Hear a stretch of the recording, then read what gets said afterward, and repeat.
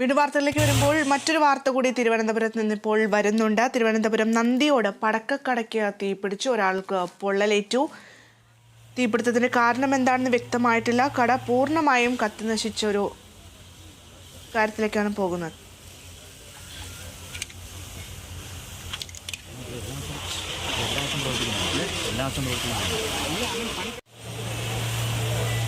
ബിനോയിന്റെ വാർത്തയുടെ വിശദാംശങ്ങൾ നൽകുന്നതിനായി ബിനോയ്, എപ്പോഴായിരുന്നു ഈ സംഭവം ഉണ്ടായത്? ഒരാൾക്ക് പരിക്കേറ്റു എന്നറിയുന്നുണ്ട്.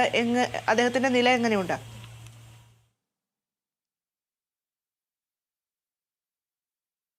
നന്ദിയോടുള്ള ശ്രീമുരുക ഫയർ വർക്ക്സ് എന്ന സ്ഥാപനത്തിൽ തീപിടുത്തമുണ്ടായിരിക്കുന്നത്. കട പൂർണ്ണമായും കത്തി നശിച്ചിരിക്കുന്നു. കട ഉടമ ഷാജിക്ക് 80% അധികം പൊള്ളലുമായി മെഡിക്കൽ കോളേജ് ആശുപത്രിയിലേക്ക് പ്രവേശിപ്പിക്കപ്പെട്ടിരിക്കുകയാണ്. തീപിടുത്തത്തിന് ഇടയായ സാഹചര്യം എന്താണെന്ന് ഇതുവരെയായും വ്യക്തമായിട്ടില്ല.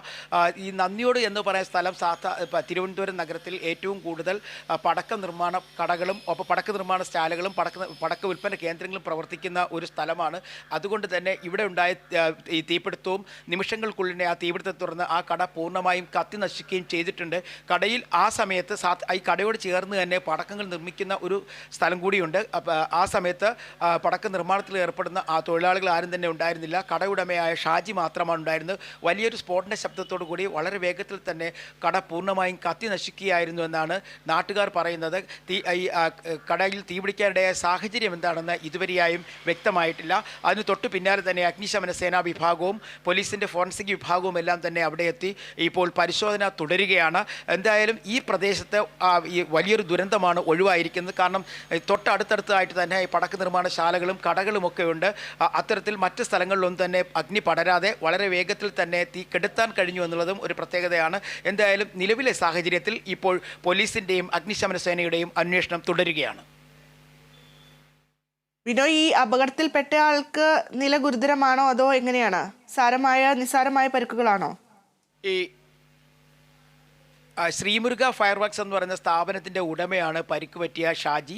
ഇയാൾ കടയ്ക്കകത്ത് തന്നെ ഉണ്ടായിരുന്നു. പെട്ടെന്ന് സ്ഫോടനത്തോടു കൂടി കട കത്തിയെരിഞ്ഞപ്പോഴേക്കും ആദ്യം ഇയാൾക്ക് പുറത്തേക്ക് രക്ഷപ്പെടാൻ കഴിഞ്ഞിരുന്നില്ല. പിന്നീട് കടയ്ക്കുള്ളിൽ നിന്നുമാണ് ഇദ്ദേഹത്തെ പുറത്തെടുത്തപ്പോഴേക്കും 80%-ലധികം പൊള്ളലേറ്റിട്ടുണ്ടായിരുന്നു എന്നാണ് നാട്ടുകാർ തന്നെ പറയുന്നത്. അതിവേഗത്തിൽ തന്നെ ഇയാളെ തിരുവനന്തപുരം മെഡിക്കൽ കോളേജ് ആശുപത്രിയിലേക്ക് മാറ്റിയിട്ടുണ്ട്. മറ്റ് വിവരങ്ങൾ ലഭ്യമായിട്ടില്ല. അടിയന്തര ചികിത്സാ വിഭാഗത്തിലേക്കാണ് ഷാജിയെ ഇപ്പോൾ മാറ്റിയിരിക്കുന്നത്.